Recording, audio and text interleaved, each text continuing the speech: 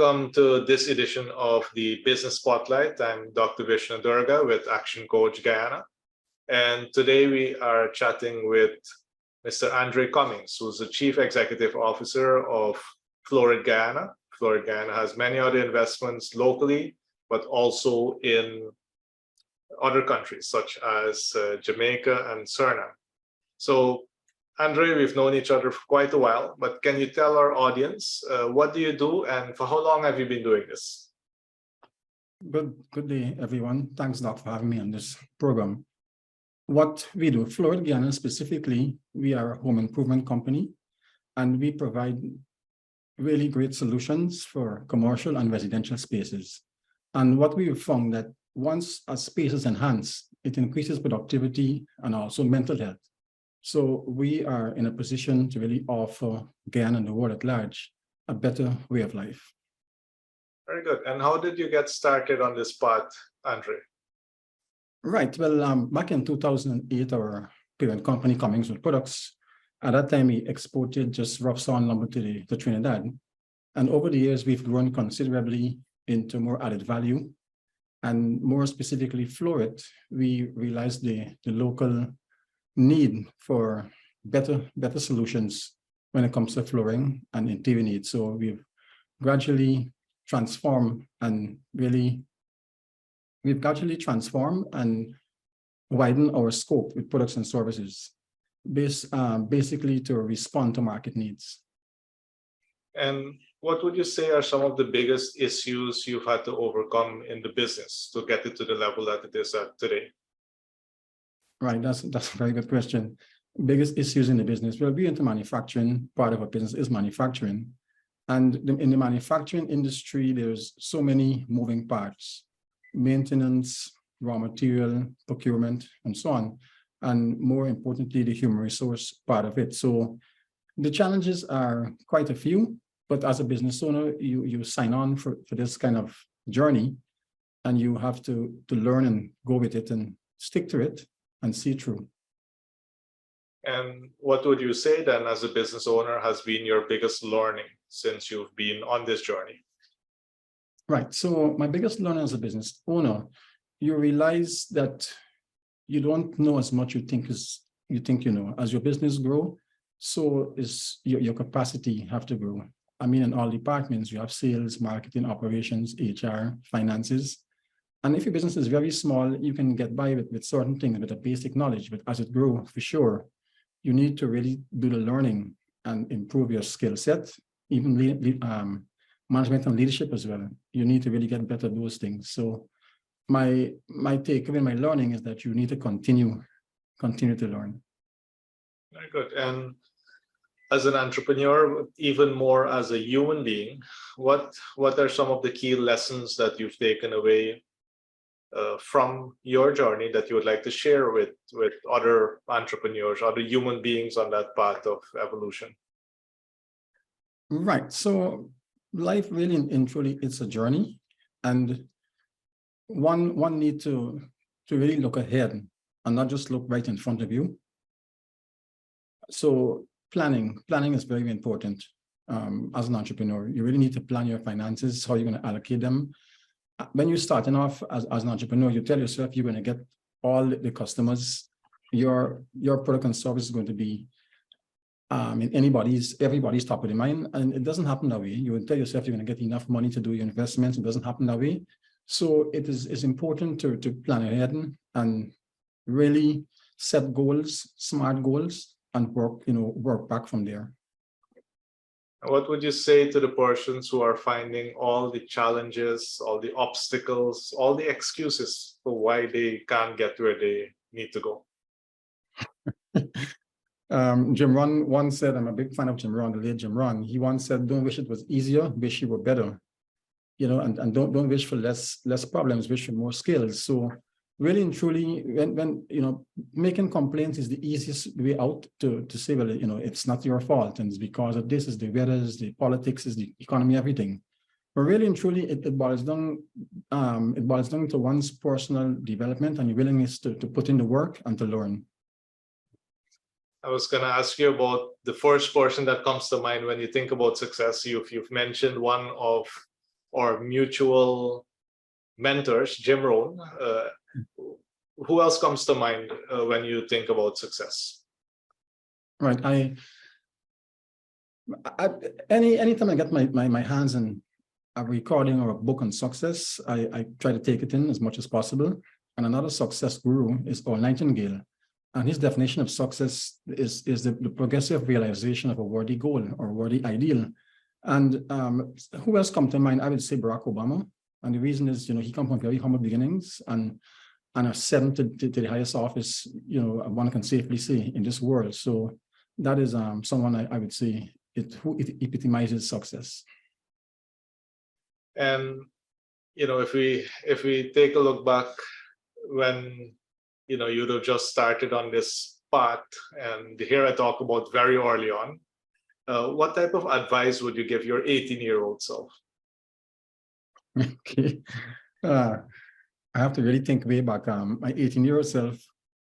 All right, so it boils down back to associations as well, because I read a couple of months ago there are 3 different types of currencies: time, money, and skill. And if you find you're lacking any one of the 3, time, money, or skill, you really have to invest the other 2 to really acquire the single one. That let me give you an example. So time, money, and skill. So let's look at it on a lifelong trajectory. Let's say in your 20s, you don't really have little to no money, have little to no skill, but you have lots of time.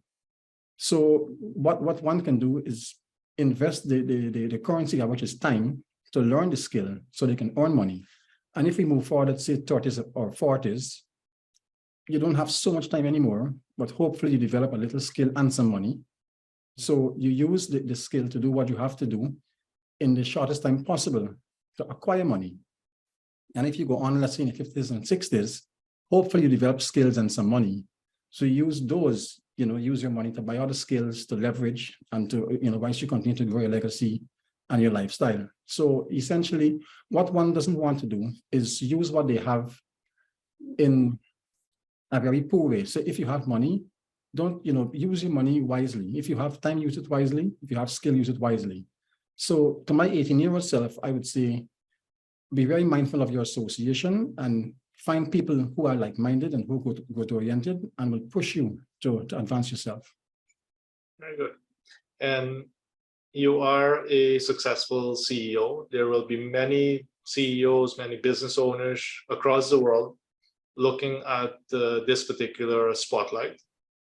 What would you say are recommended tools that you've used in your business to gain the level of efficiency that you have today?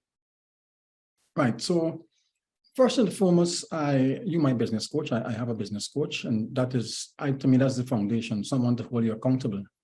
But in terms of tools, though, you really have to do the learning. You have to use technology. You have to develop leadership and management skills.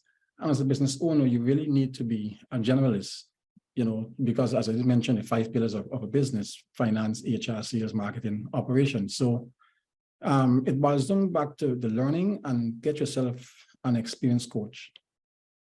Thank you. What have you learned about yourself during your journey? What stands out most to you about you in your journey? Right. So what I've learned about myself, that I am very tenacious. I don't give up. And I've had many challenges over the years. And what I've learned is that when these challenges come, it kind of boils something up in me, it boils my blood to make sure, we'll get this done. We have to get this done. There's not a way. And I've learned that about myself over the years.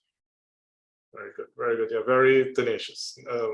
And you've set some very big goals and you've achieved them, and then they get bigger. So congratulations on that. Many folks who would be looking at this spotlight as well are now aware of Guyana. I remember, what's that now, 7, 8 years ago when we met, we weren't really on the global map. Nobody knew Guyana as a business destination. However, now we are well known around the world. For the folks who are thinking about coming to Guyana for one reason or the other, what are some of the things that you believe they need to look out for? Okay, so of course, Guyana is poised with opportunities now.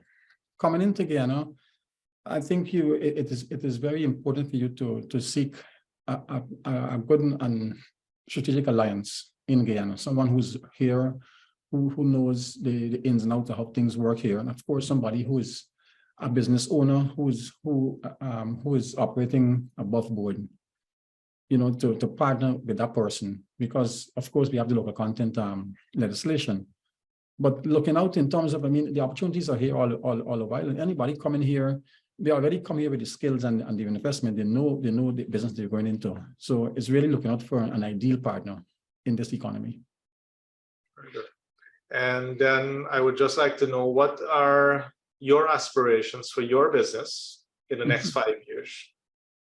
Right. So over the years, we've continued to respond to market forces and customer demands. And what I see we transition into over the next 5 years is to getting into a lot more commercial projects, interior office fitting out and stuff like that. And even beyond 5 years, looking at getting into high-end construction as well. So those are very big goals that we set, and we definitely going to hit those goals. A curious one, if you started this business all over again, what would you do differently? Oh, wow, that's a good one.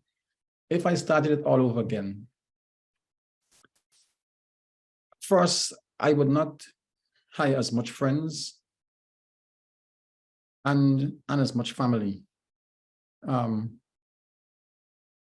And also, plan a little better.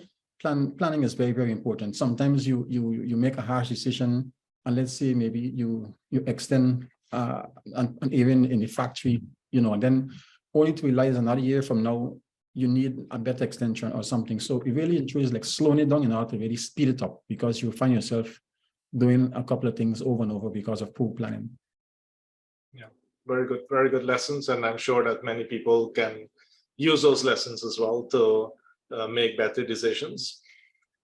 As we close off, and before I ask you for any final advice, for the folks who are in Guyana and the people who may be coming to Guyana to invest, do you have any offers for them, and or any advice? How can they connect with the organization, and what can they look forward to collaborating with? Not just Florid, but you also mentioned Hardware Solutions Depot.